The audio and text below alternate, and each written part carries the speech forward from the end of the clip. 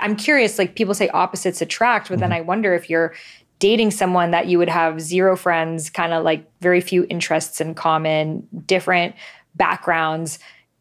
Can the love be enough for the relationship to work? Or does one person kind of have to like adapt the other person's lifestyle? On the values level, I don't know that anyone would say opposites attract. You know, your values have to sync up. The way that you think about life on some level has to sync up. There has to be common ground. You know, there's Christopher Hitchens used to say, it's less important what you think than how you think. And there's a parallel there with relationships, that what you both do on the surface and what you think is in some cases less important than how you think. You know, you may love golf and I love, painting. Why we love those things is actually a lot more illuminating than that we love those things. Because we might actually love those things for the same reason.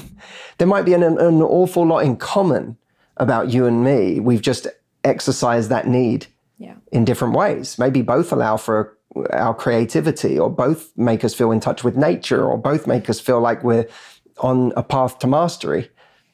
But we've just exercised that in different ways. So the what is less important than the why. Trust flow, surrender, let go. Trust flow, surrender, let go. Trust flow, surrender, let go. I'm the one I've been waiting for.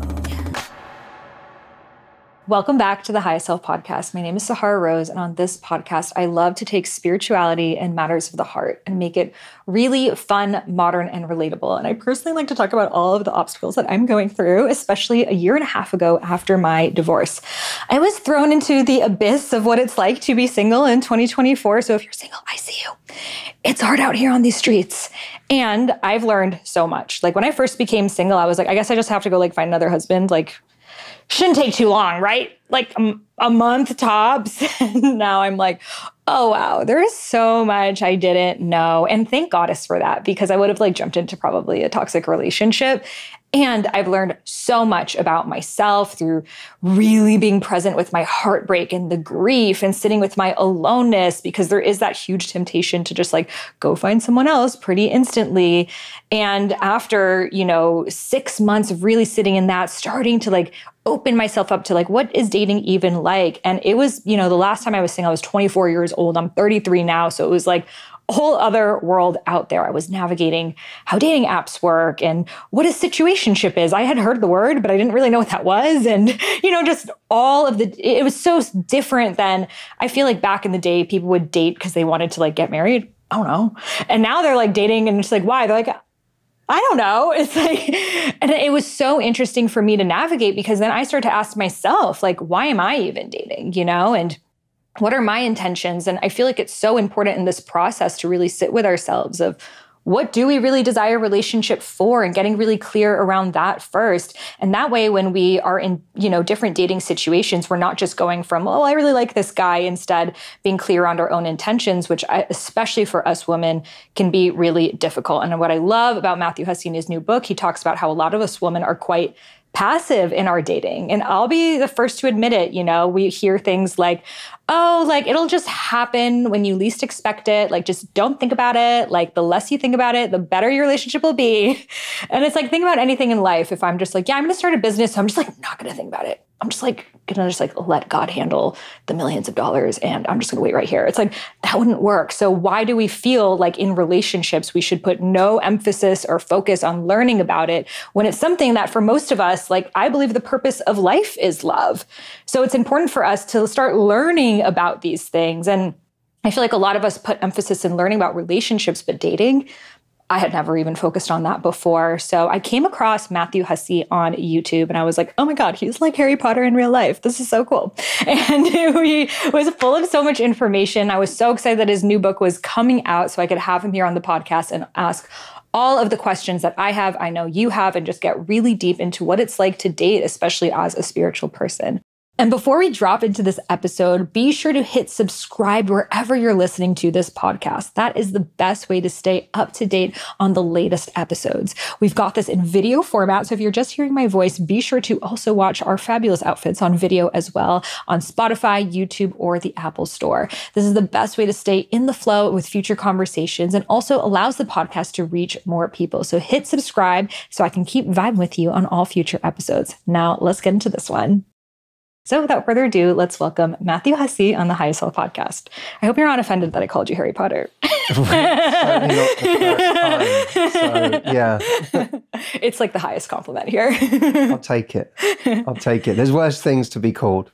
For us, it's like, that's like, I think I'm sure you see this, but like every American is like, I want to go to London and find a boyfriend. Have you seen this? Is that true? Oh my gosh, majorly. It's like, I think it's the accents we've like romanticized in our culture, but I feel like a lot of us, okay, here's where I'll start. I feel like a lot of us, when we become single, we create this like romanticized version in our heads of like who we're meant to be with and become obsessed with this idea. And then we're like putting people in this like, oh, could it be you? Could it be you? Rather than like actually like asking ourselves what we want a relationship for, et cetera. So let's start with like this concept of like, even they call it like limerence or having these projections or fantasies around people. How can we start to get more real about what we really desire in relationship? Well, I think we have to, it's always useful to start with what hasn't worked in the past, because most people who are listening to this, I assume, are at an age where they've already had a couple of misfires in love, and they've already had, perhaps they've had their heart broken. Perhaps they've been in a relationship that was really difficult while they were in it, where they felt incredibly anxious. I can remember being in a relationship where I was really very unhappy while I was in it. And a huge part of why I was unhappy and why I didn't feel good and why I felt anxious is because I didn't feel safe and my needs weren't being met. And anyone can relate to that from some relationship that they really thought they wanted. They told themselves that this person fit the bill in some way.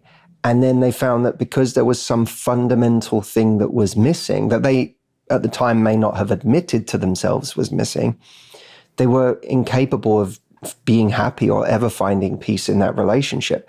So starting from a place of what has not worked in the past? Did it really work when I just went for this person who fit this type that I thought was for me and then found that there were fundamental things missing?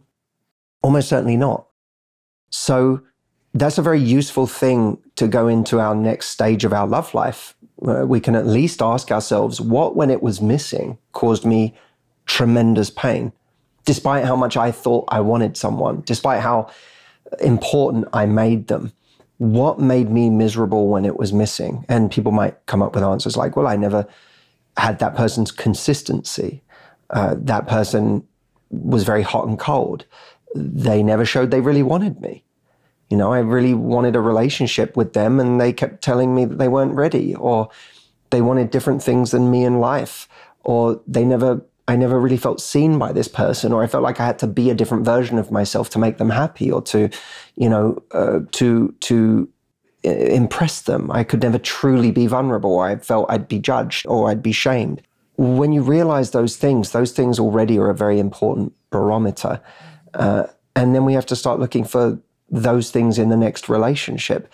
What you said about having this, the British man in London that you're going to fall for and it's all going to be great. In a sense, these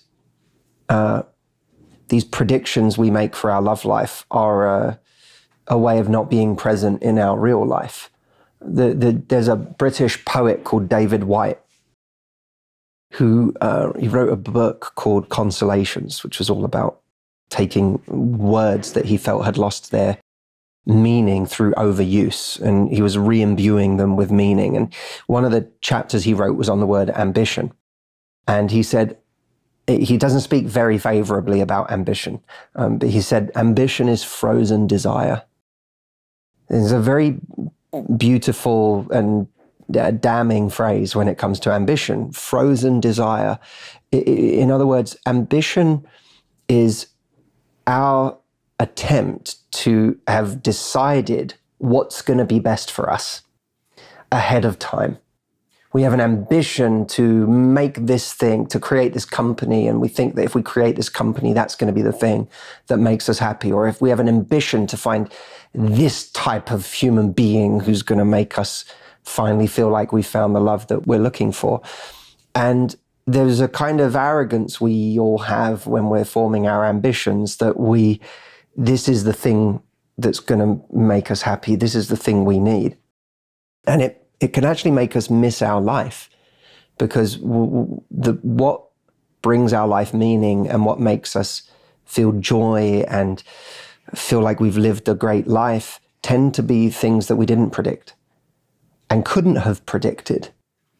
Some of the best things in life, including some of the most incredible relationships, are things we never could have predicted in the form that they came in, or in the shape, or in the type of person, who didn't fit that idea of what we thought we'd end up with, or who we thought we'd end up with.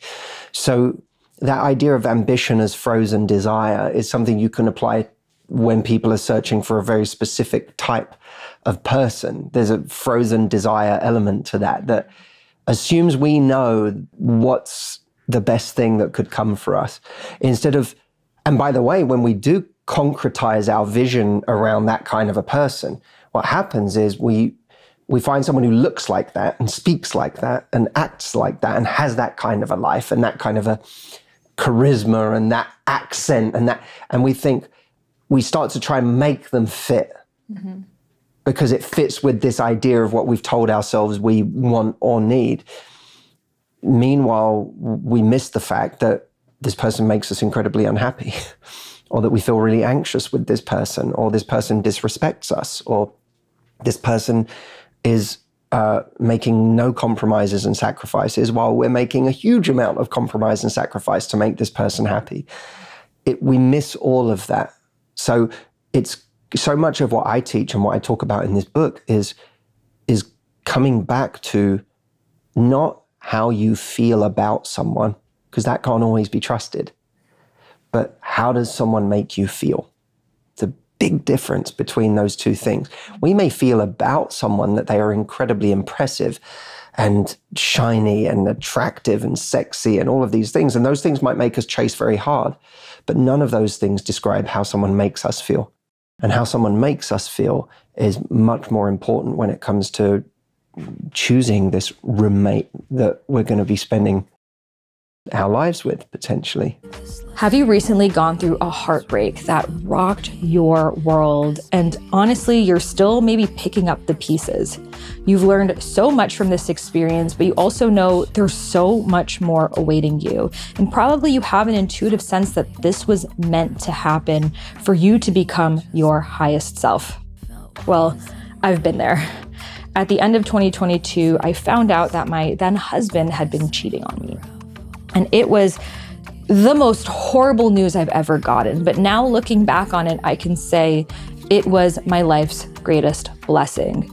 Because without that, I would have never left the marriage, where honestly, we were quite incompatible in many different ways. But it took me getting to that level for me to actually see what was not working in the relationship, and for me to set off and create this new life where I traveled the world for a year, started producing music, singing, rapping, dropped an album called My Body is an Altar that has hundreds of thousands of streams around Spotify, creating music videos, moving to LA, dressing in these really cute outfits, becoming my fullest expression, and most importantly, not having anything in my consciousness that I'm afraid of anymore.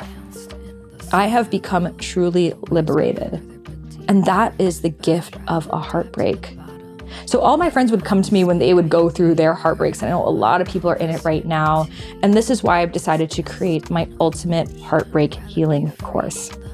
So it guides you step by step with the exact tools and realizations that I used on myself during my heartbreak that have allowed me to not just heal from it, but become this version of me that I am frankly obsessed with. So for 33 days, every single day, I will be guiding you through a practice, Journal prompt will be writing poetry, healing and transmuting so much, but most importantly, taking this as the opportunity for you to become the version of you that you've always felt it was too soon to be.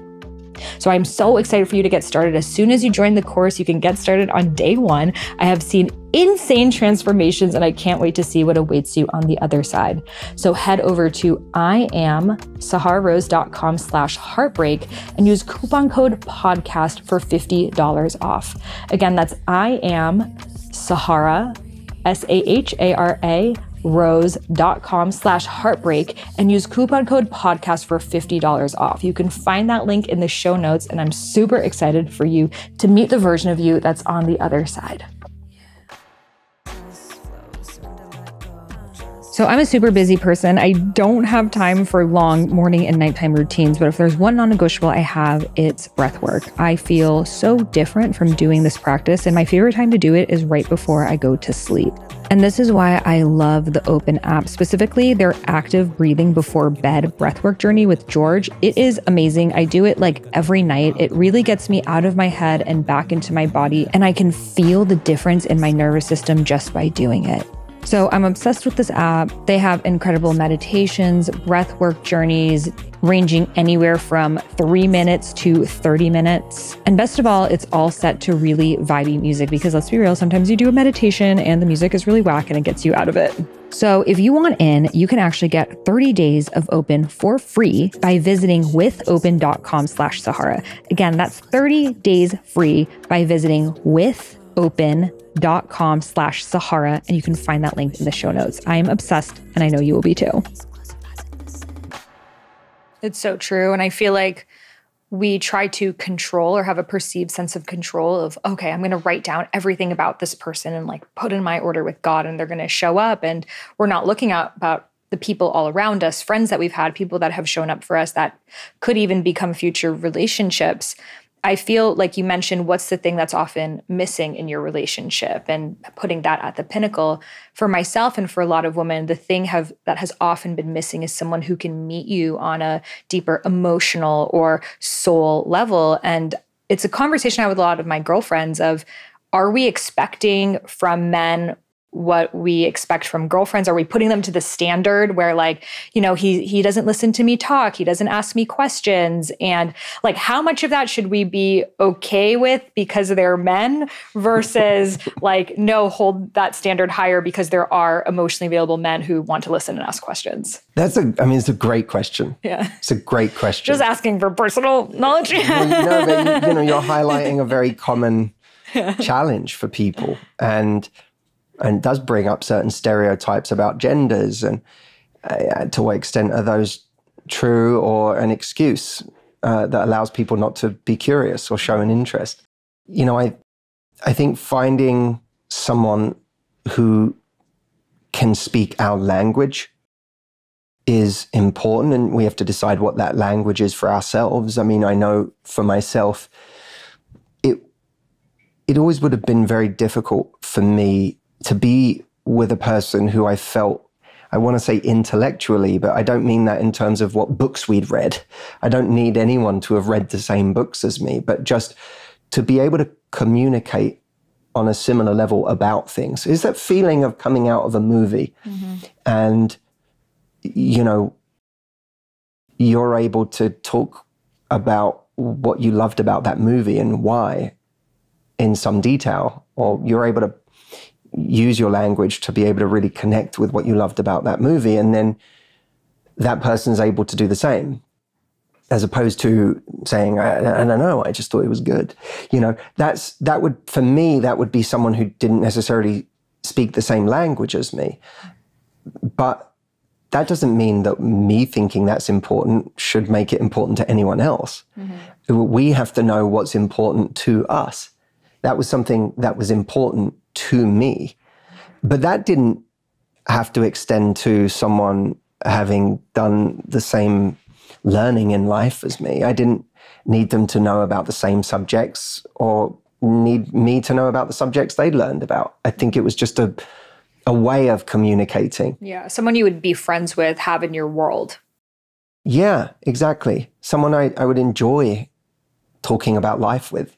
You know, there's a David Brooks line that, you know, marriage is a 50-year conversation. And who can you have a 50-year conversation with is a good question. Now, I can tell you openly, me and my wife absolutely like to talk different amounts. So it is a frustration of hers that I don't talk as much as she would like me to. That at the end of a day, for me, relaxing is turning my brain off and not talking, and for her, relaxing is talking. And we're just different in that way. And, you know, there's not zero friction over that. There are times where she might wish I would talk a little more. I might wish she would expect me to talk a little less. And that's okay. But when we do talk, which has to be often enough that her needs are met and that and not so often that my needs aren't met. But when we do talk, are we able to speak the same language? Mm-hmm. And again, it is an important question. Is it enough for me? I do think we have to ask ourselves, no one's perfect. And we're going to inevitably be met with a human being who is not the same as us. We may have an enormous amount in common, but in certain ways, they will not be the same as us. Is their way of not being the same something that we have the space and the patience to navigate? Or is it so far different in such fundamental ways that it is going to be a constant and chronic source of our unhappiness? How much can we meet the need that, you know, how much can they be responsible for part of that need that we have, while the rest of our life is responsible for picking up the slack in some way? Yeah. You know, if I was demanding 100% of my wife's time, that would be a problem, because then however much I talk is something that she's essentially a prisoner to. Mm-hmm. But if she is spending 2 nights a week with friends, and that's something that is encouraged, and therefore she's going and she's having those conversations and she's having a whole different level of fulfillment there, and then you do kind of get those needs met by a tribe in some way. But I think it's important to be honest about, let's be real, the person that you are in a long-term relationship with is almost certainly going to be the person you spend the most time with. They are, for most people, going to be the person you get in bed with every night and wake up with every morning. You're going to spend most of your evenings with them. You're going to spend most of your weekends with them, unless you have a more unorthodox relationship or it's long distance or whatever. But this is going to be the person that you demand the most from. And it's important to be real about that, because you do have to ask yourself, is what I'm getting from this person and with this person enough for me? Can this sustain me? And by the way, vice versa, is what I am capable of giving to this person something that will sustain them? When the answer is no, in fundamental areas, then it's worth asking the question of whether it makes sense to stay. Yeah. And when you pose it like that, it makes you really think about who you date in such a different lens. You know, because I feel like a lot of times we date of like, oh, that could be interesting. Like, oh, I don't know anything about this person's world. Let me try it. But then if you've never, like, I'm curious, like people say opposites attract, but then I wonder if you're dating someone that you would have zero friends, kind of like very few interests in common, different backgrounds. Can the love be enough for the relationship to work? Or does one person kind of have to like adapt the other person's lifestyle? Yeah, well, I think opposites can attract in certain ways. You know, you can have differences in the energy that you bring, and that can be a source of attraction. Mm-hmm. You can have opposites. You can have sort of almost superficial opposites, where you like these activities and I like very different. I like Brazilian jiu-jitsu. My wife couldn't care less about, you know, martial arts. It's not an interest of hers. Is that a source of attraction? I'm not sure it's a source of attraction, but it's certainly it's an opposite that just adds a bit of flavor to the relationship, that we're different in certain ways. But on the values level, I don't know that anyone would say opposites attract. You know, your values have to sync up. The way that you think about life on some level has to sync up. There has to be common ground. You know, there's Christopher Hitchens used to say, it's less important what you think than how you think. And there's a parallel there with relationships, that what you both do on the surface and what you think is in some cases less important than how you think. You know, you may love golf and I love, painting. Why we love those things is actually a lot more illuminating than that we love those things. Because we might actually love those things for the same reason. There might be an awful lot in common about you and me. We've just exercised that need in different ways. Maybe both allow for our creativity, or both make us feel in touch with nature, or both make us feel like we're on a path to mastery.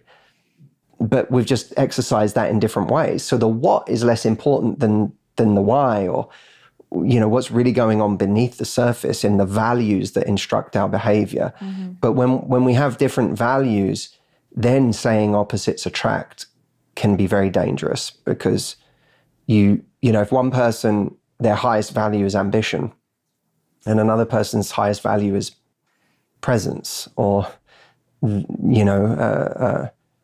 peace, joy or play, then you might have two people who are constantly at odds, because one of them sees nothing more important than continuing to grow and grow and grow and grow at the expense of their family's quality time with them, at the expense of their peace, at the expense of ever having any fun or play.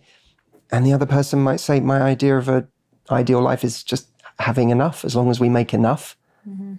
And then we get time together as a family, or we get time together as two people who love each other, and we can, just find ways to play in life.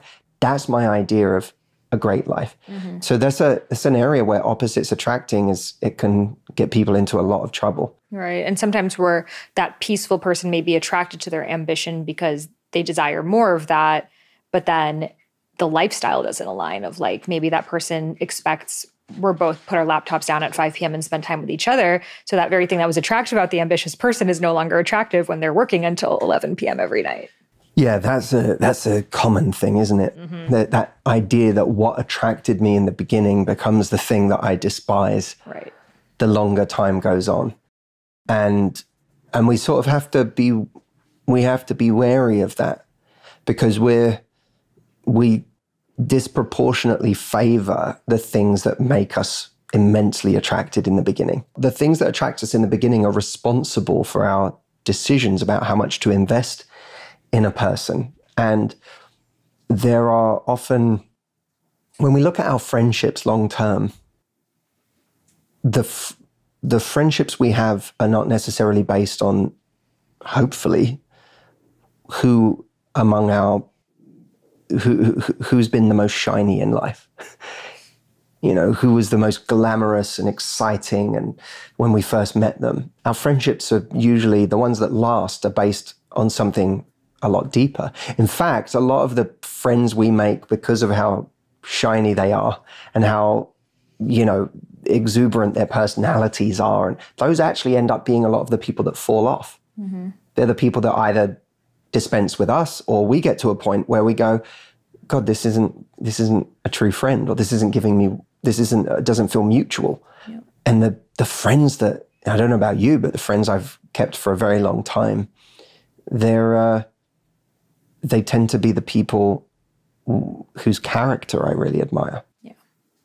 And who there's a real sense of mutual loyalty and reliability and showing up for each other.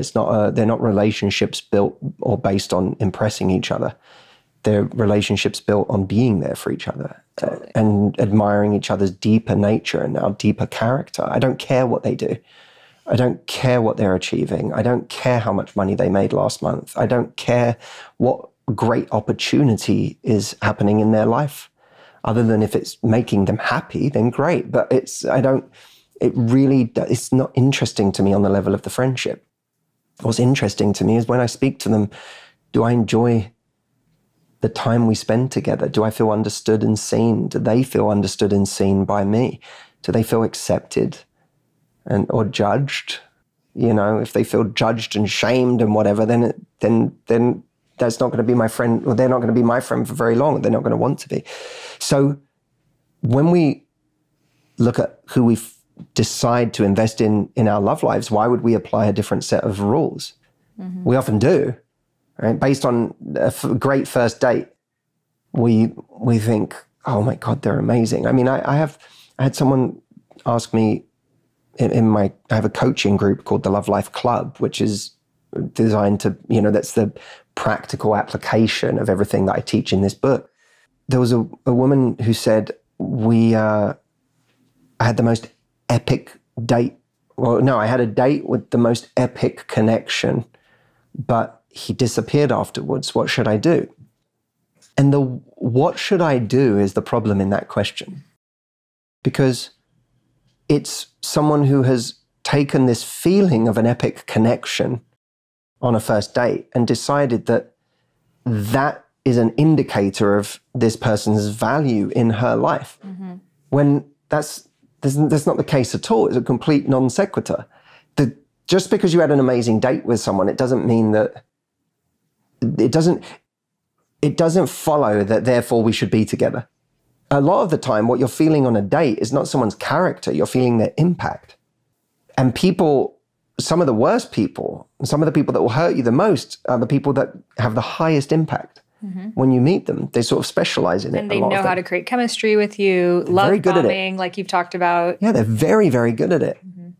And by the way, let's not forget that one of the things that can give someone impact is this kind of carefree confidence, this feeling of like not caring, being able to just, almost like just this complete not giving a fuck attitude. And the people that tend to excel at that are the people who don't give a fuck. They're the people who have no skin in the game because they're not looking for anything. They're not they're not looking at you thinking, could this be the person? They're looking at you as a vehicle for pleasure, as a vehicle for an experience, as someone that can make them feel something temporarily until they've extracted all of the juice out of that, and then they go and meet someone else to get the same thing. People who are not intentional in their love lives, because they have no skin in the game, there's no stakes. And when there's no stakes, it's very easy to be carefree and confident. But for the rest of the world that actually cares, it can be a little harder to put your best foot forward on a date. You could be a little more nervous. You could be a little more in your head. And that's not a sign of what a terrible partner you would be. But someone might unfortunately be looking at us going, I just don't feel as much chemistry with this person. Right. Because we're not comfortable yet, God forbid. We're sitting in front of a stranger that we're kind of hoping will on some level be impressed with us, and at the same time we're looking at them going, could you be the person? I don't know. It's an awkward, fumbling process. And sometimes I think we ourselves would benefit from extending other people a little more benefit of the doubt in those early stages, instead of defaulting to, God, that person from last week who showed up late but was immensely charismatic and had all of this about them and didn't seem to care. God, they were exciting. I hope they text me back. These are some of the issues we just keep running into, and why I think we keep finding ourselves getting hurt by these people that we say never again to. So do you feel that we should be really clear with our intention? Like, I'm looking for marriage or a long-term relationship, or I'm open to short-term relationships but want a long-term relationship. Should we know that within ourselves first, or should we kind of be open to getting to know someone and then sort of seeing where the relationship goes? And then also, when should we communicate with that person? I think we should go in with an openness of seeing where it goes. But I do think we have to decide ahead of time what's worth our time. Because if we don't, then we're just, it's like, I don't know, it's like walking through a market, like a bazaar, and everyone shouting at you, saying, come in, buy this, buy that. And you'll be dragged into every shop along the bazaar. Regardless of whether you need that thing or whether that thing's good for you or whether it's, you have to have a sense of, if you're being intentional, if you're 25 years old and you're like, honestly, I don't care, I'm just having fun right now, fair enough. You don't have to go in knowing what you want from your love life right now. Or at least if you do, what you're being honest about is, you know what, honestly, I'm just in a learning phase. I'm dating around, I'm meeting different people. I'm not trying to have anything too serious right now. Then that's okay. But if you're at a stage of your life where deep down, I want to find love, I want to find a committed relationship, I want to, build a family, you have to be honest with yourself about those things. And in a way, a lot of the issues start there, because a lot of people are almost afraid or even, frankly, ashamed to admit that to themselves. For a lot of people, there is an extra hurdle of, firstly, we get shamed by other people and by society for admitting that we want to find love. Instead of just going with the flow our entire lives, and when it happens to us, it really does just happen to us. And we go, oh, well, I didn't really much care if this happened at all. But now that it has, great. We all want to play. It's like we want to play the indifference card all the way to the altar. Mm-hmm, mm-hmm. But life isn't really like that. We want this. It's a human thing to want this. And there's nothing desperate about it. And there's nothing needy or shameful about wanting to find love. It is an intensely human thing that I would argue pretty much all of us want for ourselves. But we have to pretend that we don't want it that much and that we're fine. And I don't want those. Well, when it'll happen when it happens. We have to sort of, and then displace the love that we seek onto dogs and cats and other cute things. Because we go, we have so much love inside of us. Yeah, I need to give it somewhere. But God forbid I admit that I really want a person. Right. That feels somehow shameful. So, and I speak to a lot of people who haven't admitted to themselves that, yes, this is something I want. A lot of those people will inadvertently shame their friends for the ways their friends are trying. Oh, you're on 3 different apps. Oh, for God's sakes. You don't have to keep going out to try and meet someone. But deep down, we're going to bed at night going, I really wish I'd meet someone. We just don't want to be in the game with everyone else, because it feels like if we're in the game, we can get hurt, we can get rejected. Right. If we admit we want it and then someone doesn't want us back, we feel like a fool. So there's a huge part of this is just admitting, yes, I do want to find love. Now, one of the things I talk about in the book is that you can learn to be happy enough without it, which isn't to say that we're blissfully happy all the time. It's just happy enough I prefer happy enough as a phrase, because I think it's attainable. Right. And I like how you wrote that being single is hard. And I think a lot of times we just glamorize like, oh, being single is like always so amazing. And while there are some amazing aspects of it, I do feel it's unnatural for most people to like live alone in an apartment with like no human contact. It's like not how we were designed to live. It's like glamorizing not having friends. Right. And then be like, why do you want friends that's so desperate? Be your own best friend. Yeah, be your own best friend. You just don't love yourself enough, and that's why you have no friends. Yeah. This is sad that you want company. Yeah. It's true. Get a dog. Yeah. It's true. It's the same thing. It's that there's a yearning for friendship. There's a yearning for connection. There's a yearning for love. And part of that yearning is for the kind of love that we can't get from our friends. Mm-hmm. And That's natural. So we can be happy enough without it. I really believe that. And happy enough is when you are happy enough, you can still admit that if I found someone who was the right person for me, I might be even happier. That might take my happiness to another level. But happy enough is like a superpower, because if you're happy enough, you can say no to the wrong thing. Yes. You can say yes to being single for another day.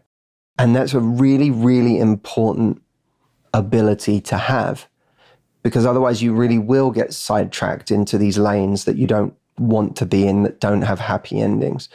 So admitting to ourselves, yes, I do want to find love. What kind of love do I want to find? What's important to me? Because that will also allow you to say what's a waste of your time when you find it.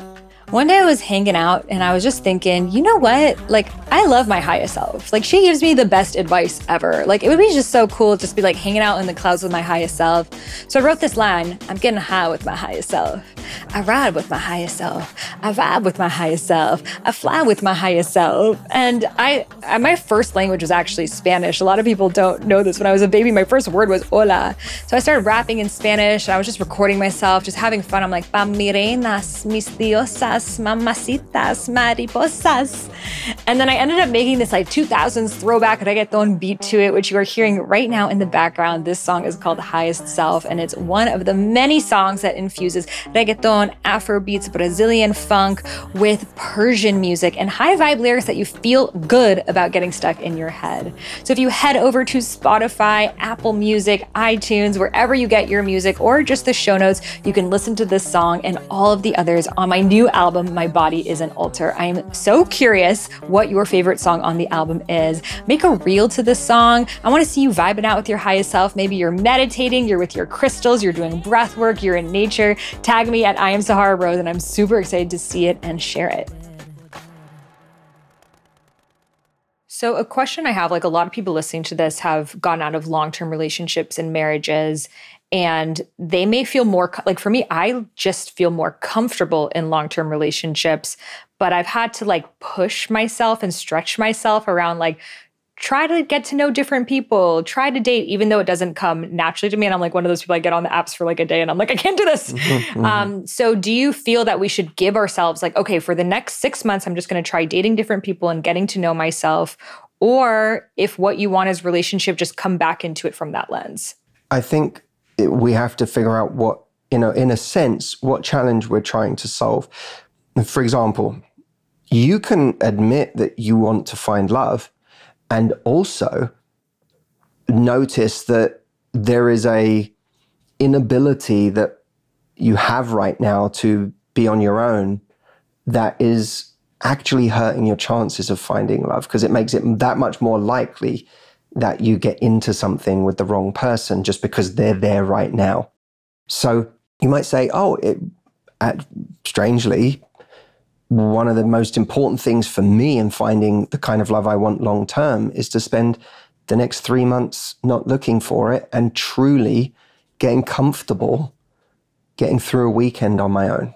That time on a Saturday evening where the pain of being on my own is excruciating, and I'm like a junkie looking for my phone going, who can I text? Because this can't be it. It can't be me sitting with my feelings at 7 p.m. on a Saturday. That might be the most important thing for you to do right now, not for the next 5 years, but perhaps for the next 3 months, perhaps for the next 6. But that might actually be a very important thing on your road to finding love. You might also say, well, I do have a tendency to get caught up very quickly. And this is where self-awareness comes in. Like, what is my pattern? Oh, my pattern is that I meet people and then I very quickly get caught up with them. And in hindsight, now that I look back, it doesn't have an awful lot to do with how great they are. It has a lot to do with how quickly I decide someone's great. Yeah. And that leads me to overvalue things that maybe are not that important, or even qualities that can be quite destructive. And it leads me to undervalue or never even discover the right qualities in a person. So you might say, okay, what I'm going to do is I'm going to start dating around a little more, but maybe most importantly, maybe even more importantly than the idea of me dating around is me slowing down. Maybe there is a speed that is not productive for me. And instead of making my mind up about someone and how great it could be and what the potential is, maybe I need to take more of a will see approach. You know, it was a great date. Like, I think it's okay to admit you had a great date with someone. And you can go to your friends and they say, how was it? And you go, honestly, amazing date. So Without good. planning the wedding. Yeah, but then if they start getting overexcited and they're like, oh my God, you can go, relax, friend. Like, we'll see. Yeah. We'll see. I don't know. All I know is I had a great date. It doesn't mean anything. It really doesn't. Because a relationship is not a date.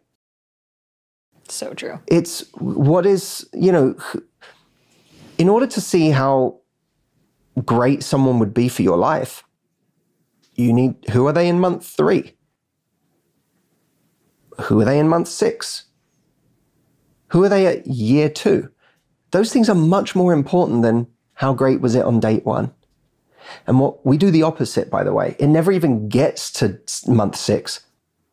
And we think of the date as the barometer of, like, we started off so great. What happened? Yeah. So that was the bar. What happened is that it stopped being great. What happened is that person had one great date in them. Mm-hmm. That's what happened. Yeah. Why are we making that so important? They had one great date in them. Isn't what we're looking for someone who has 50 great years in them? Mm-hmm.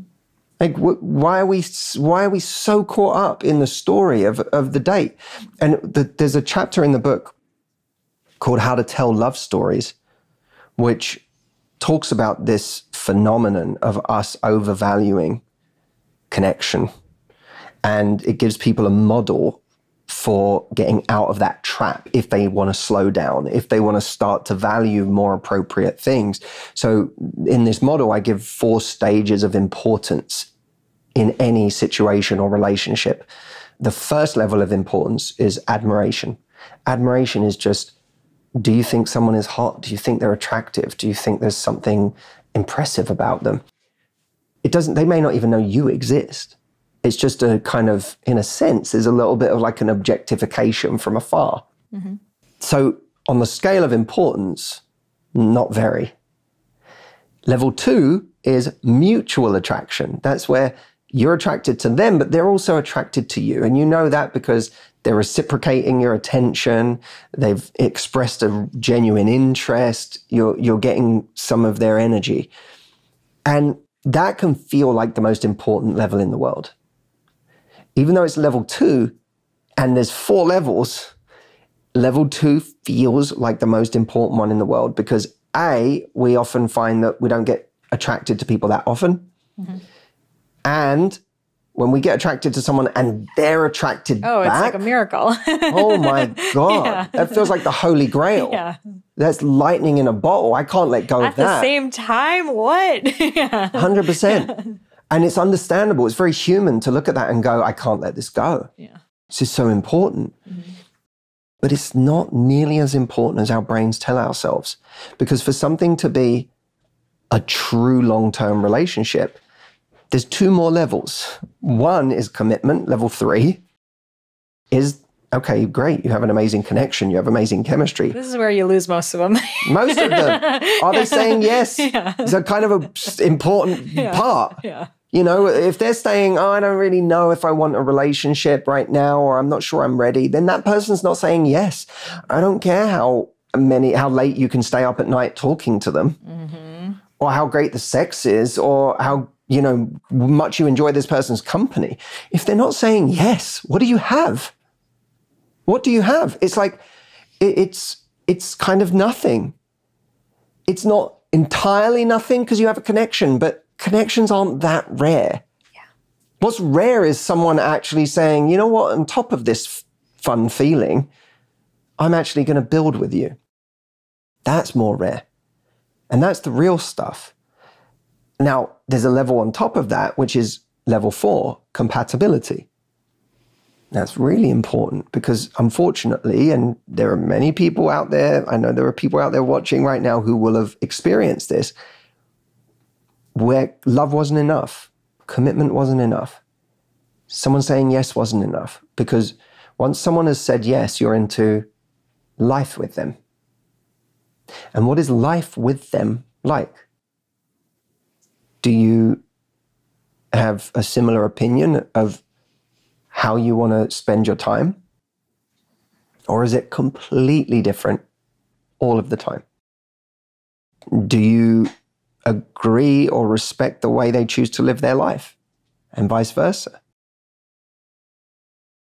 Are you supporting each other's dreams or goals or the things you want to achieve in your life? Do you have a shared vision for the future?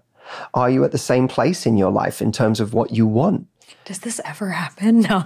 But you know what? Look, on one hand, I think what you just said is important because there will be people hearing this going, oh my God, I can barely get to level 2 with anybody, let alone, commitment and compatibility. In all of these areas, yeah. Yeah, and look, there's always areas of incompatibility, but the question is, are the incompatibilities a source of grace and, even laughter? Can you laugh at the ways your partner is different from you? Mm-hmm. Can you have fun with it? Can you tolerate it? Can you be patient with it? We all have those things, but whether there are fundamental or fatal incompatibilities is a different story. So what if someone's like, my dream is to retire in Bali one day, and the other person's like, oh, I want to live on a farm in Virginia. Should you just end the relationship there? Well, I think if you can't find a compatibility within that, then you're not compatible. You may start with very different visions, but you may find that when you sit down and talk about it, and one of you talks about why you want to retire in Bali and another person talks about why you want to live on a farm, maybe there's more commonality there than you've realized. Maybe there is a negotiation that happens there, a way to make it work. Maybe there's a way to experience some of both. Your part of compatibility is also do you share an ability to negotiate differences together? Are you both good problem solvers?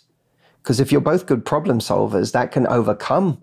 If you're good problem solvers and you're a good team and you have genuinely a desire for the other one to be happy, then you can overcome a lot of differences. Mm-hmm. If you don't have those things, then differences can be fatal very easily. So, but I do think those things are important. If someone says, I want kids in the next 2 years, and someone says, maybe in 10, and by the way... When should we bring that up, the kids conversation? Oh, I think that if kids is something that's important to you, then exploring that person's views around having children is something that's important to do early. Mm-hmm. And by early, does that mean date 1? Probably not. But does it mean, by date 3 or 4, you're expressing the things that are exciting to you in life? Because that's where a nice place to start. Rather than saying, do you want kids? You can talk about your own life and how, kids is something I find myself excited about at this point in my life. I've worked really hard. I spent the last 10 years building my career, and, I'm in a point where the idea of, for me, like being a mother is really exciting. You're not expressing it as pressure towards someone else. You're expressing it as excitement for your path. And you can say, is that something you see for yourself? It's not anyone who goes, oh my God, this is too much pressure. Well, you kind of have your answer as well. Yeah. If someone is at a place in their life where they're experiencing that as like, oh my God, I can't handle this, and all you're doing is expressing excitement about your path and asking a valid question about theirs, well, then that's the stage of their development that they're at. Mm-hmm. And anyone who doesn't understand that someone who wants children is being intentional about who he or she spends their time with is not at the stage of evolution that you need. right? We have to, and by the way, we have to stop caring as much about what runs the risk of scaring someone away, because we're being intentional about who we give our time to. The lesson isn't, I'm going to ask you for kids 3 months from now. It's, I wouldn't be investing time in someone who never wants that. Mm-hmm. If that's not even on the cards for you, then why would I go on the journey of us getting to know each other and spending time together and spending the next 2 years getting to a point where we could even conceive of being parents together? Like, why would I invest that amount of time? Yeah. So it goes back to intentionality on our part, that we have to be intentional. But like I said, I mean, there's an example in the book of a friend of mine, Tanya, who she would bring it up like really early in the dating process. She would just talk about it as something that she was excited about.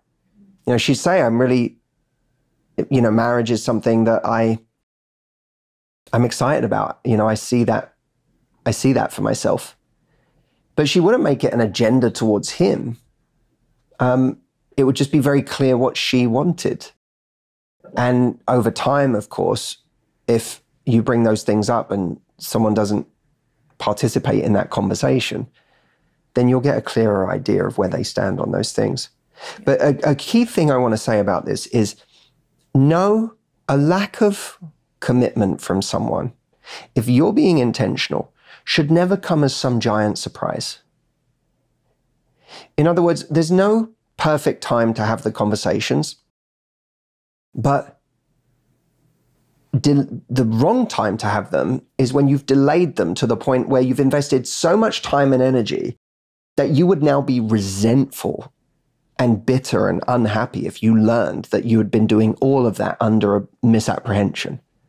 That's the wrong time to have those conversations. So what we have to start doing is looking at whether the relationship we're in is showing progress.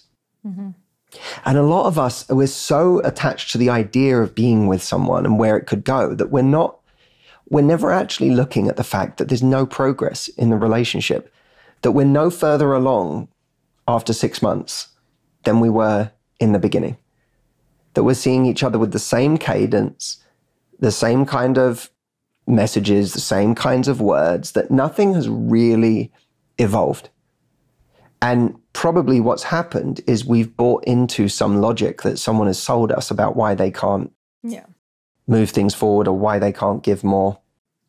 And, you know, it could be anything. It could be someone's come out of a divorce and they're taking their time and they're just not sure what's right for them right now. It could be someone who says they're not ready to settle down just yet, or it could be anything. It could be someone who says that work is really busy right now.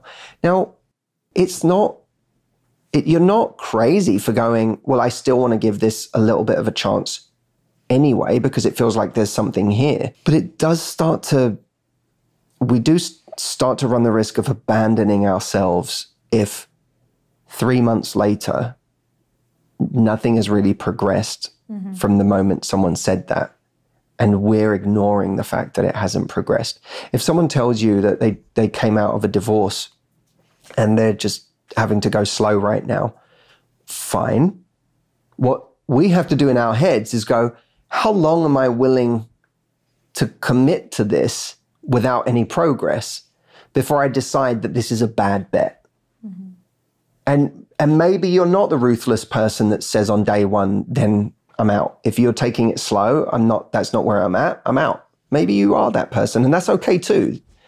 But if you're going to give it a chance, then the way you measure it has to be real. You have to look month on month and say, is anything evolving? So give it a timeline. Like if by month 6, he's saying he still doesn't want to put a label on things, then I'm out.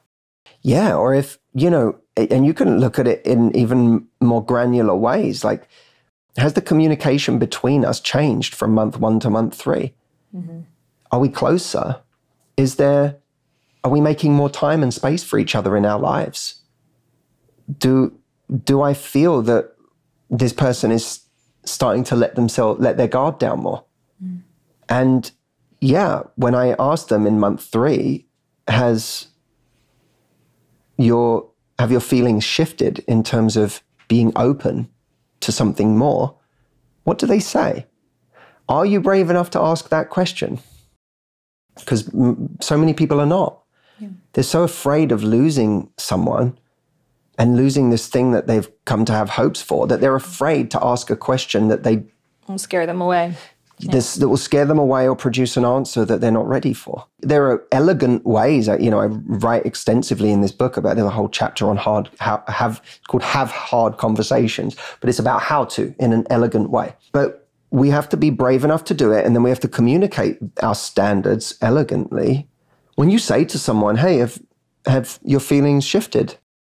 I know 3 months ago when we started out, you said you were needing to take things slow. And while I'm conscious of that, and I want to be empathetic to your situation and the fact that you've, recently come out of a marriage or a long-term relationship, it's important to me that there's a openness that's arising out of the time that we're spending together. Yeah. Do you feel more open now to something more? Has anything shifted? And if they say, well, I'm just not sure, because if the answer to that is not, I do feel like, it's still, I have a lot of this, I have a lot of that. I'm still concerned because I have kids and I'm, worried about involving someone new in their lives. But okay, fine. But all of that is a conversation.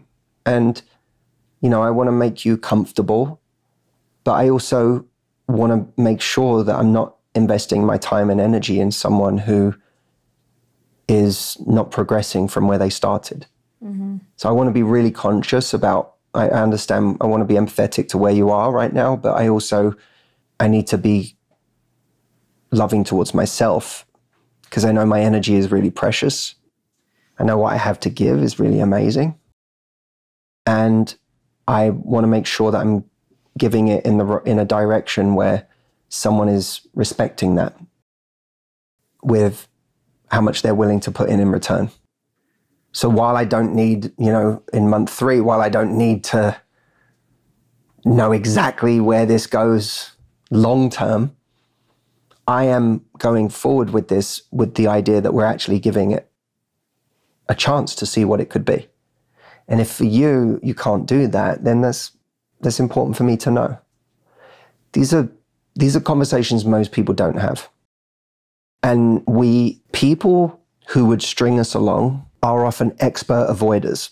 I don't think, there are liars in this world, and we have to be very careful with liars, especially when we start to see that they're lying to us. We have to take that very seriously. But I believe that a far greater number of people are avoiders than they are liars. Avoiders won't necessarily lie to your face. What they will do is do their best to avoid ever having to have the conversation. Because what they know is if they have the conversation, they're going to give you unwelcome answers that could push you away.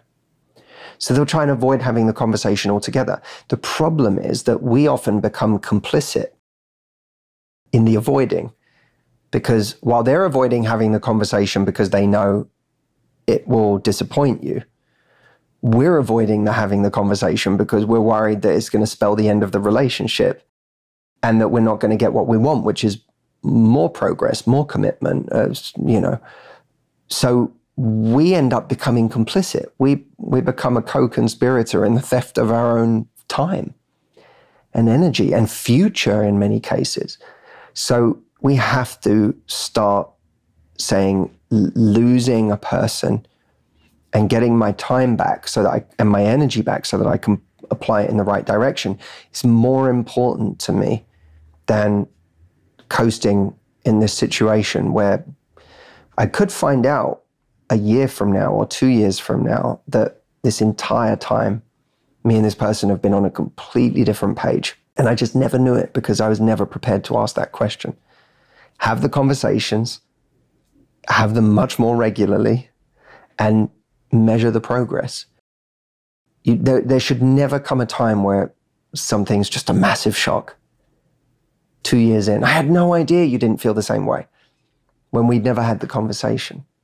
Yeah, I think that's exactly it, that even we are avoiding the rejection by not having that conversation. I think a lot of people think, well, if they just spend more time with me, they'll fall more in love with me, their lives will be more entwined with me. And so it's more likely that we will stay together. And while that could happen, it's like, do you really want someone with you just out of comfort? Well, and by the way, that works under the false logic that the more we give, the more someone will value us. And that is not true. Often it's the more we give, the more will be taken for granted. The more we give, the more it will just become an expectation and an entitlement. It doesn't follow that because you give more, someone's going to suddenly see all of your value.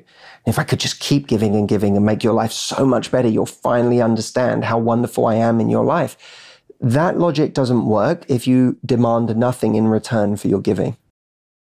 It's, I remember growing up with Christmas in my household and being so excited around Christmas time. But of course, there was an age where I didn't connect with the fact that the reason Christmas was so awesome is because my mum was so awesome. Because I was in bed and she'd spent 4 hours wrapping presents while I was asleep that ended up under the tree. That this amazing house that was decorated and this amazing tree and this feeling, this atmosphere in the house was my mum's doing. It was all the little ways that she created magic around that time of year. There's an age where you just love the feeling of Christmas. You don't register that there's someone who painstakingly created that feeling for you so that you could experience it. You don't recognize that until you find yourself in your own apartment and apparently Christmas doesn't show up. No. You have to go out and get a tree and do that and do it. I'm like, oh my God, Mum did this every year? Like, and this and this and this and the Christmas dinner that arrives on the table. Oh my God, someone spent 12 hours doing this? Like, giving in a relationship without asking, without having a price for that giving, it's giving something for free and expecting someone to value it. And it just doesn't work like that, A relationship doesn't work on like this unchecked altruism that then one day you expect is all going to come back to you. When we do that, it can be a horrific realization to realize that the day we stop giving or the day we make an ask is the day it all falls down. And it can be genuinely shocking and mind-bending for people to realize that the extent to which this person has no interest in reciprocating whatsoever. You could have been giving to that person for 5 years, and now you need to go to the hospital for a treatment, and that person doesn't want to drive you. That's the kind of sickening realization that a lot of people have, that when they have it, it is earth-shattering because you can't it's like at that point, it's actually hard to wrap your head around. You have this whole history that's based on this idea that this person is there for you, or this person is on the same level as you in terms of their feelings or what they're willing to do for you or their teammanship. And then you realize that this history is one that you have constructed in your mind. And of course, they've been party to as well, because no doubt they've misled us in many ways over time. But because we've never truly set a standard and expected someone to live by that, again, we've been avoiding something the whole time. And it was this moment, it was this realization, it was this tragedy of our time. And that's so much of what I do is, people mistakenly think that everything I do is centered around helping people find love. But it's a huge part of what I do. And I wrote this book to be a co-pilot for anyone who's looking for love. But so much of what I do is also about saving people from lives spent with people who will only cause them tremendous pain. and the kinds of deep patterns in us that continue to lead us down those paths. Because I've watched people spend not months, but decades of their life in situations that there's an awful lot of healing and repair work to do at the end of decades spent with someone who never had our best interests at heart. Yeah, and I think that sometimes when you're seeking love, you become short-sighted of, I just want to find a relationship. And you think that just being in the relationship, like your problems will all be solved. And even sometimes I'll catch myself going into that. I'm like, wait, remember when you were like married and you still had problems, but you can be when you're single so focused on just finding the relationship that we forget, well, now it's the quality of relationship that you're in. And you know how when you're on reels, like it will like show you a reel and then show you more on that theme. So like last night I ended up on like men's reels. I don't know how. And it was like these women being like, yeah, I always like rub my guy's head and massage his feet. And like ladies, when he's mad, just massage his feet. And it was like the most like chauvinistic thing. And the guys are like nodding, like, yeah, listen to her. And then the woman in the reel, she was saying like, so I know he's never going to leave me because he'll never find someone else who basically puts up with him the way that I do. Right. And it's like that exact thing that she thinks I'll have no voice, deal with his moods and continuing pouring into him because he'll never find someone else who disrespects himself to my level. The thing is, it's like, now he's disrespecting you. And I think the other interesting thing, and I'm curious your thoughts on this, is what I've learned is that men often fall in love with like through vasopressin, which is that stress hormone, and also through the act of solving problems and providing and doing things. So a lot of women, we love men in the way that we want to be loved, and sometimes what that man actually needs is like, maybe it's not actually a huge problem, like help me put together this water thing or like bring him something. Whereas I think a lot of us women are afraid of stressing him out in any way, but then we're actually taking away opportunities for him to further fall into love. Firstly, we're all looking for a teammate, right? So we have to ask ourselves, what does a teammate look like to me? And that's a personal question, right? There's a tendency for people who are very capable to take care of everything. But you can be so good at taking care of everything that you give your partner the impression they don't need to take care of anything. And then we end up resenting that person because we want them to be decisive and we want them to take initiative and we want them to fix the thing or pay the bill or whatever it may be. And they've gotten used to essentially living with a parent who does it all. So we have to be wary of our own patterns that perpetuate that cycle in our lives. No one ever does anything for me. Well, why is it that this isn't just things people experience in relationships, they experience it with their families. Why does my family never show up for me? Well, usually it's because we don't have a standard for how we expect people to show up for us. We just keep giving and giving and giving because that's how we get love, is to give or to do things, fix things. And it makes us burnt out and it makes us resentful. But what we're scared of more than we're scared of burnout or being resentful is asking for things or giving up that power. So I think there's a question a lot of people need to ask going into a relationship, which is, if I keep ending up in relationships where someone's not doing enough for me or I'm resentful, what's going on that I keep perpetuating these patterns? Where am I not giving someone space to show up for me, encouraging someone to show up for me, or frankly, at a certain point, demanding that someone show up for me if I'm going to stay here? So I think that's really important. In terms of male-female dynamics, I think there's a self-awareness again that's required, that we have to go, what is it I need and what's important to me? Like I did a very famous video a few years back.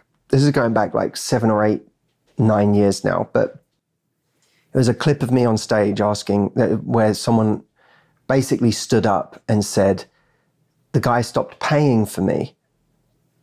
And that bothers me because he was paying for things and now he wants me to contribute. And it led to this video that I'd titled, Who Should Pay on a Date? Or maybe it was titled, Who Should Pay? But anyway, it got tens of millions of views, this one video. And it sparked this intense debate between men and women. Men feeling resentful that they're expected to just pay. Women feeling like if a guy's going to ask me to do so, if I'm old-fashioned, I like a guy paying. If he's going to ask me on a date, he should pay. I'm not interested in a guy who doesn't pay. And then there were, of course, people on both sides that didn't agree. There were men who said, I always pay because that's the kind of guy I am. And there were women who said, I think it's disgusting to expect a man to pay all the time. You had every kind of opinion. If nothing else, what it highlighted is that A, there's a lot of differences between people, but B, there's a lot of things that get us in trouble in attraction and relationships that I think become unfortunate stumbling blocks, because I was always brought up to be the one who, if I took someone out to dinner, my mum brought me up to be like, you pay. You do not let her pay. If you are going out with a woman, you pay. That was what my mum taught me. But I also realized in the course of my life that it bothered me when people didn't offer. So you had this sort of strange paradoxical duality between, it's kind of it conditioned in me to want to pay. And it would never have occurred to me to go halves on a date. But at the same time, if someone didn't offer, I would immediately, and again, this is a me thing. It doesn't have to be anyone else's thing. But for me, if someone didn't offer, that would make me feel funny. And it would make me feel a little bit taken advantage of, because I'd be like, at least offer. I feel like we're coming to this date as equals, not with me in some strange position of, and certainly, and on the first date, maybe it wouldn't have been the end of the world, but if on date 2 or 3, someone didn't reach for their purse, I would be like, God, it would start to become a red flag for me, because I'd be like, this isn't going to be a teammate. And, my wife Audrey, from her perspective, she's like, I couldn't imagine going on a date and just expecting that someone else was going to pay for me. Like it just doesn't compute for her. Now, again, this isn't to say what anyone else should be thinking, but I think what it does do is, in my own personal example, it highlights these nuances about what we need, what we want to give, and this is where it gets really kind of interesting. Audrey enjoys being feminine, and she enjoys me being masculine. We barely ever talk about that. It's not like there's a kind of obsession these days, I feel like, with masculine and feminine. Me and Audrey literally never talk about it. It never comes up. But she's fairly feminine and I'm fairly masculine, but I feel like we both play different roles on different hours of the day, depending on just what energy we're in. But she, from her side, wouldn't expect me to be the one paying all the time. I, from my side, actually enjoy paying, but the further into our relationship, the more I needed to feel like we were a team together. So there's a lot going on there. It's not one thing. It's not, I need her to reach because I'm not a masculine guy and no, it's that for me, it signals teamwork and it signals that we're in it together. And for her, it's a respect thing towards me, not to expect me to. But it's also something I enjoy doing to be able to do it. So there's just a lot happening. And I think in any relationship, rather than almost decide ahead of time what's their energy or what do they need, it's just being curious. Going in with the values that we want to show. Like if I want to show the value of I'm a generous person, I'm a team player, I'm this, I'm that, then go in showing those things. But if someone expresses to you along the way that it means a lot to me when someone might say to you, it means a lot to me when you don't fight me on the bill. I love that you offer, but I really enjoy paying, so you don't need to fight me on it because I really like doing these things for you. Then it's worth hearing that, because what they're really saying is there's something about that moment that means a lot to me. And I think we have to pay attention to those things in all aspects of our relationship. I don't always think we pay enough attention. To your point that we give what's easy for us to give or what's comfortable for us to give, I think that's because we're not really listening to them. I know for me, at the end of a Friday working day, I quite easily get into a state where I'm like so tired from the working week that I'm like, what should we do? I'm like, I haven't even thought about it. I'm just like, it's the weekend and I'm now like, what do we do? Now, when I listen to Audrey, what's clear to me is she'll say, people drop hints. They may not mean to, but they drop hints. And at some point recently, she said to me, like, she was talking about something else, but she said, it's like, I really love, when you plan a date, she said, and you just have a plan for it and you just tell me, hey, we're going here. I really love that. Now, I can either skim over that or I can hear that and go, when was the last time I, at the end of a day, said, here's what we're doing tonight. All I need you to do is put on a nice outfit. Mm-hmm. Like, because this is where we're going and this is how people are going to dress where we're going. But other than that, you don't need to know anything. When was the last time I did that? Because she really enjoys that. And so it's paying attention, whether you're a man or a woman in a relationship. It's just paying attention. What do you notice? What are the things that seem to turn them on? What sparks joy for them? What makes them feel heard? What makes them feel needed? It's really important. And it's a generous act to focus on, to think, to pay attention to those things. Yeah. What makes that person feel needed? What makes that person feel special? And I think as long as we're getting our needs met in the ways that we want to feel special or needed, we shouldn't bemoan the ways that they need to feel that. Instead, we should just go, if I'm getting what I need, why am I going to tell you you shouldn't need, like, oh, it's pathetic that you need to feel like that, or you need to. If you go through life like that, you're going to end up a lonely person, because people are human beings and they're trying to figure out, they're trying to feel special and they're trying to feel like, they're trying to feel significant. And I think sometimes we have a tendency to complain about human nature instead of making human nature work for us and just figure out, oh, people, like, it's like when people say, oh, I always intimidate people on dates. Well, look, firstly, if you're an impressive woman, especially, you're going to intimidate a few people. That's just a given. But if you're intimidating everyone, then probably no one feels significant around you. And then you have to ask yourself, I can either complain that everyone's insecure, or I can say, how might I make other people feel more significant?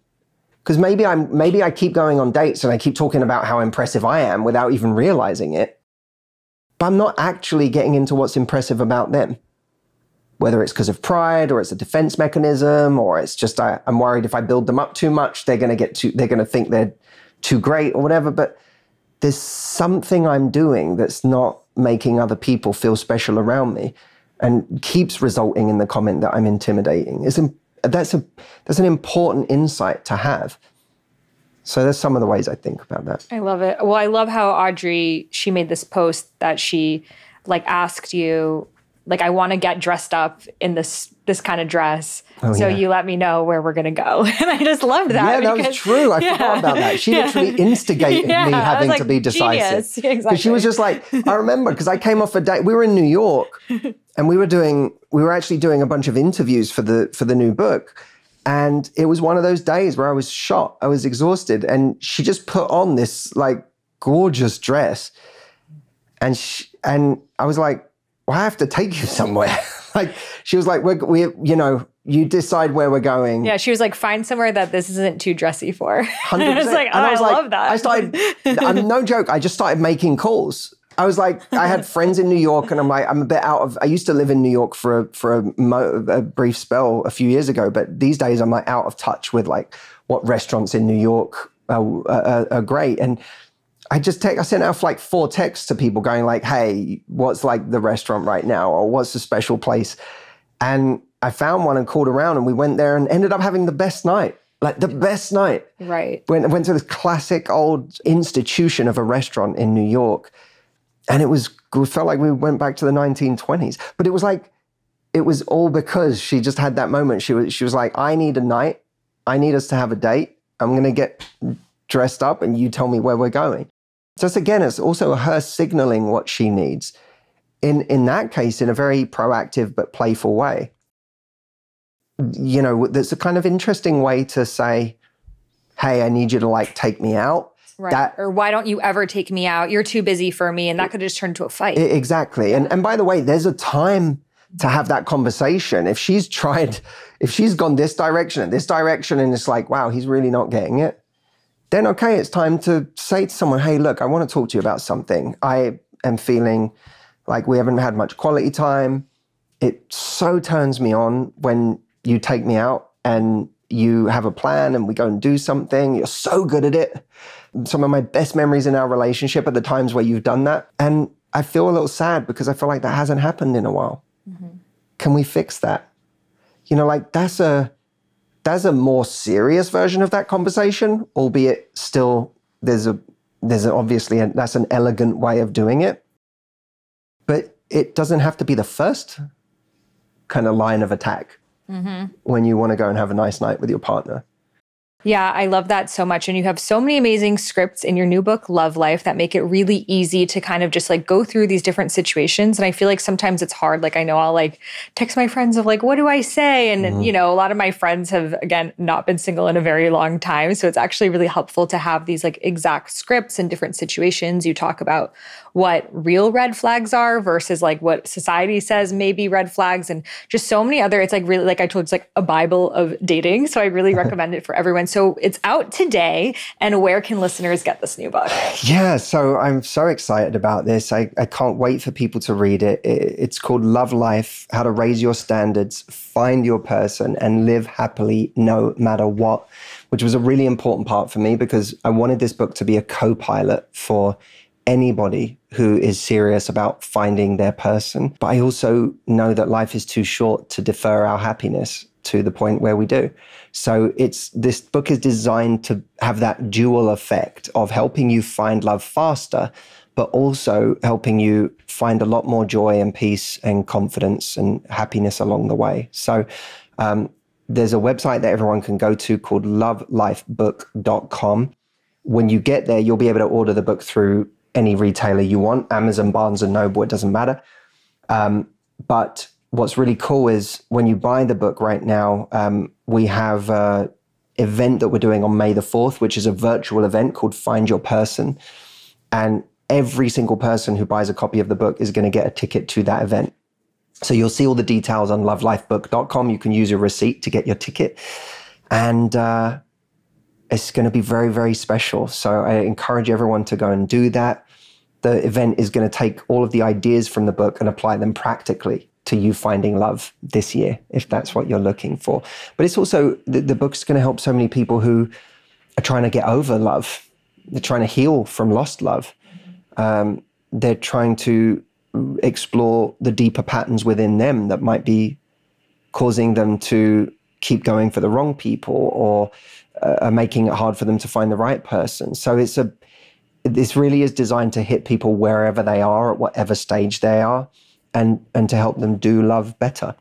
So it's a lovelifebook.com for everyone out there. I really hope you get a copy. I've been working on this for 4 years of my life, so I'm very, very proud of it. And I know it's going to help a lot of people. And the last thing I'll say is just for anyone struggling with self-worth, there's an entire chapter in this book. Even if you're in a relationship, this book is worth getting just for that chapter on self-worth, because it will change the way you see yourself.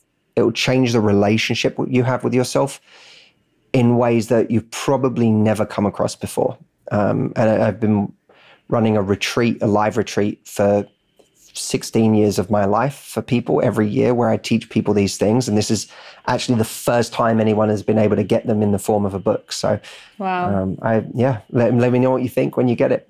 It's so good. And I think the self-worth piece is so important, especially with online dating and the amount of ghosting that happens, that you can really like make it personal and be like, oh, I wasn't interesting enough and I lost them. And it really can mess with your self-worth. So I love that you've included that and just so many incredible topics. So thank you for writing it. Thank you for creating this guide. I know it's going to help so many people. I can't wait to do the live workshop that you have going on as well. And we'll have that link and everything he mentioned in the show notes. So I hope this brought you closer to really discovering what love love is for you, this is a really good podcast to share on your stories and spark a conversation with friends. Send it to a friend and be like, hey, let's both listen to this episode, or maybe someone that you're dating or married to, and be like, let's dive deeper, because the truth is, I feel like a lot of us want to have these conversations, but we don't know where to start. So this podcast, there's so many things there of like, hey, like at 22 minutes, let's talk about what he mentioned over here. Or let's have a conversation around ways that we can have more date nights in our lives and making it more playful. And, there's just so many different ways that we can improve our relationship just in this like masterclass of a podcast. So share it with your friends. This is also a way of like kind of telling the world, like, this is the level of relationship I want. I feel like so many of us, like he said, have that shame around wanting love, and we feel like it makes us desperate or, weird. And instead being like, yeah, I love who I am. I love being single, and I know I'm meant to be in partnership, but I'm not going to settle for any partnership. But really do the inner work to find a partnership that's in resonance with me, not just to find it, but to keep it and to continue to maintain. And I feel like this episode and this book will really help you with that. So you can find all of the links mentioned in the show notes below, and I'll see you in the next one. Trust your intuition, trust your inner wisdom, trust your inner guidance. Close your eyes and listen. Surrender, let go. So trust your intuition, trust your inner wisdom, trust your inner guidance. Close your eyes.